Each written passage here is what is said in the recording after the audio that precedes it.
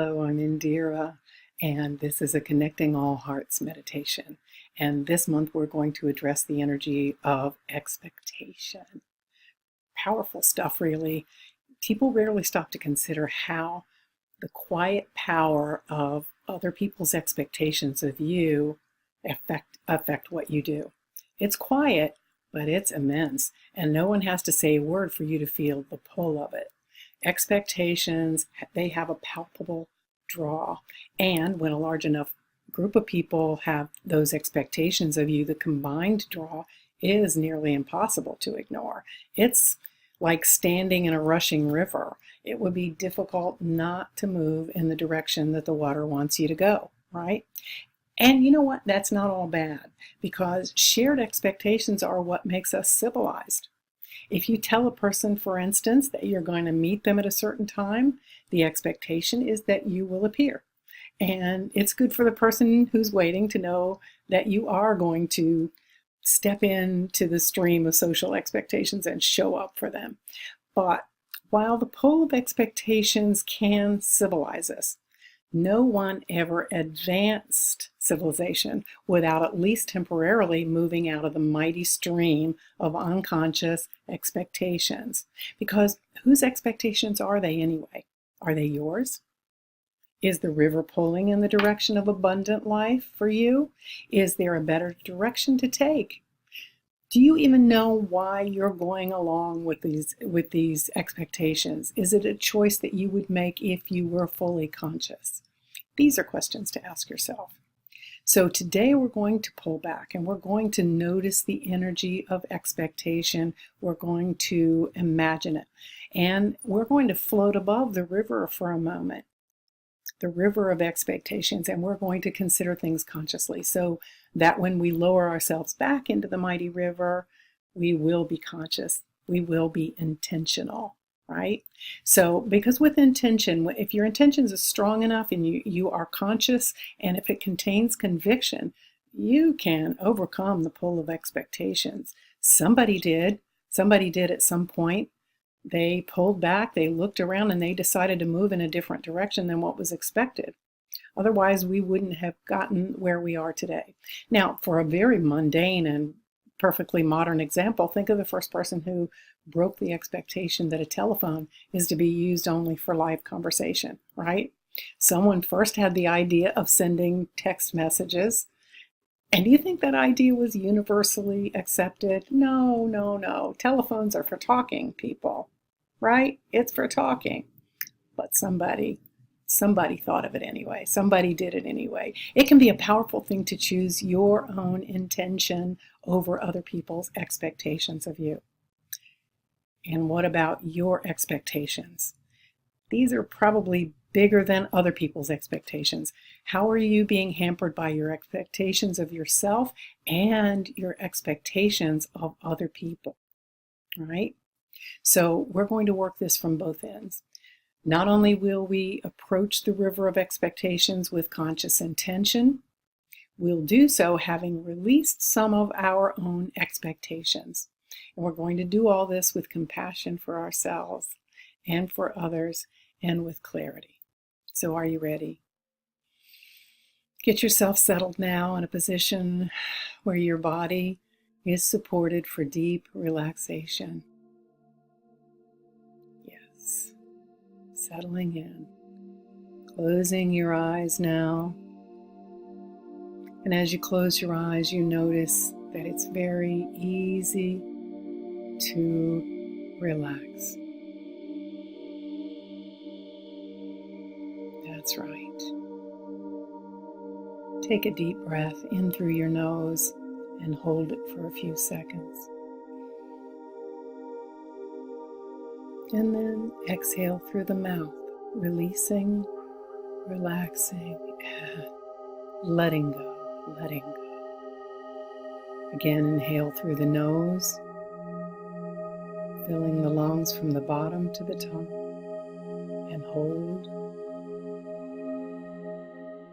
Then release. Release through the mouth, feeling your body, letting go of all tension now. And then taking a third deep, slow breath,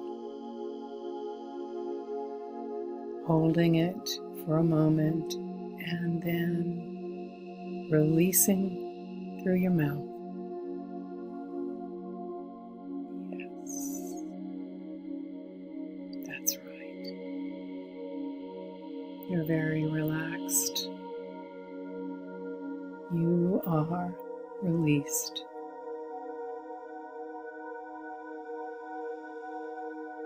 And now you imagine yourself standing in the rushing river of expectations. Oh, it would be so easy to just go with the river's pull, regardless of your own inclinations. But suddenly you ask yourself, is this really the direction I choose? Suddenly you become conscious. And as you imagine yourself standing in the river, feeling its pull, you decide now to pull yourself out of the river. Imagine rising above the river, floating higher and higher. And you notice as you look down at the river that you left many nets behind you. Those nets represent your expectations of other people. So you have the thought, this river would run more freely without all those nets, with all those expectations. So you continue pulling back, floating higher above the river.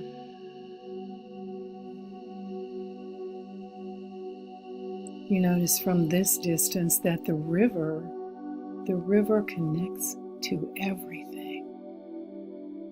Everything is connected. Oh, all of us are connected.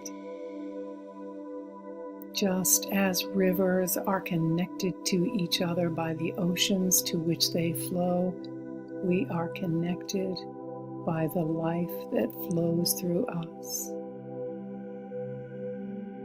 The oceans represent God and the natural flow of the rivers toward the ocean. That represents God's will for you. But look at all of the nets in the system, all of the little dams that have been built, all of the little structures that people have put in place to control the flow of life. You realize you have tried to control things, haven't you? Yes, but from this distance you can see the intended flow of the rivers. You can see God's will. So you ask yourself, will I continue to impede this flow?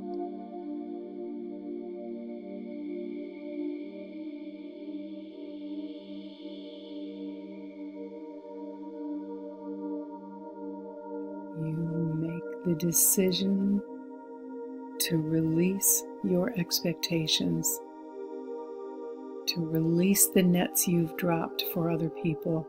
Pull up some of those nets, allow the water to flow freely toward the ocean, unimpeded by your expectations. Allow these nets to dissolve like magic. Poof, gone.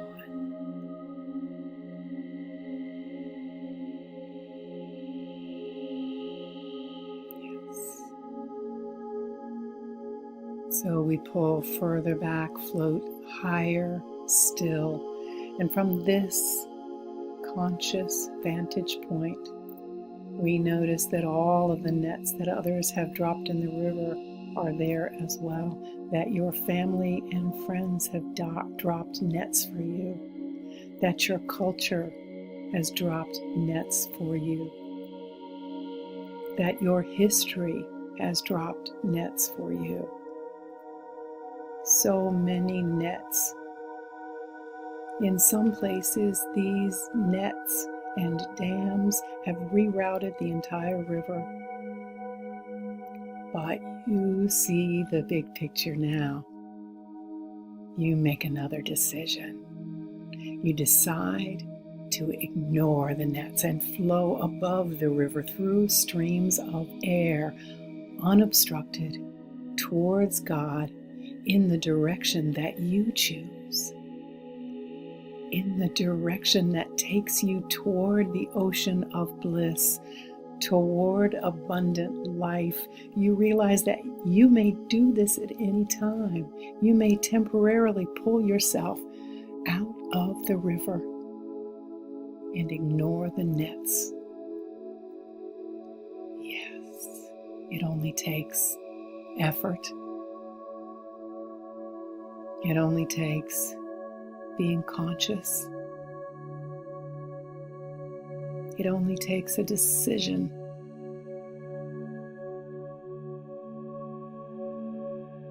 You can dissolve your own nets where you have dropped them, and you can make conscious decisions to move around the nets that others have dropped.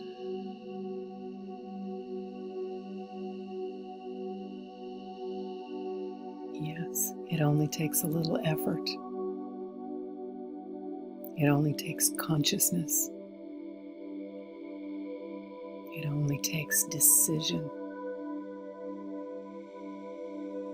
You can decide to ignore and rise above the dams that others have built to the flow of life, the nets that society has dropped to impede you, the structures that your community has put into place. You can decide for a little while or forever. It's your decision.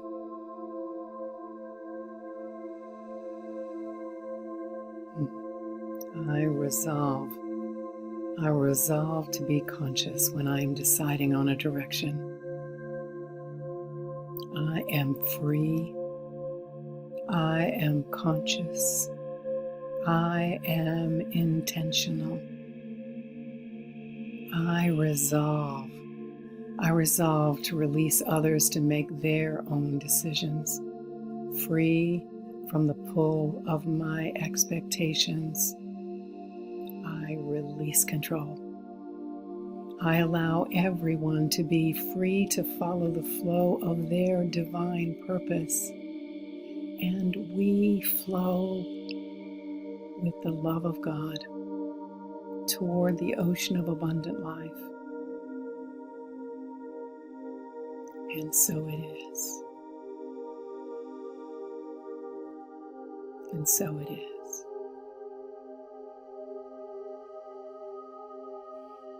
Now maybe you would like to wiggle your toes and take a deep cleansing breath and open your eyes.